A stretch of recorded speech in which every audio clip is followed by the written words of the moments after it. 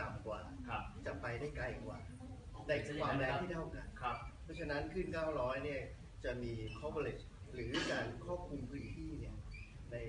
เรื่องการลงทุนเนี่ยที่ต่ำกว่านี้ ครับ มีเสาสามารถกระจายออกไปได้ไกลกว่า ครับ ถ้าขึ้นสูงมากๆอย่างขึ้น 1,800 เมกะเฮิรตซ์ ครับ ก็จะแคบลงมาหน่อยก็คือพูดง่ายๆว่ารัศมีเนี่ยมันจะแคบลง ครับ เพราะฉะนั้นเสานี่ต้องเยอะกว่า โอ้ การลงทุนก็สูงกว่า เพราะฉะนั้นราคาจะไม่การลงทุนจะไม่เท่ากัน เข้าใจครับแสดงว่าราคาของใบประมูลในการที่ประมูลนี่ซึ่งเดี๋ยวต้องถามต่อว่าเท่ากันหรือไม่นะครับทีนี้ผมถามก่อนว่าการที่เราจะนำเอาทรัพยากรของชาติ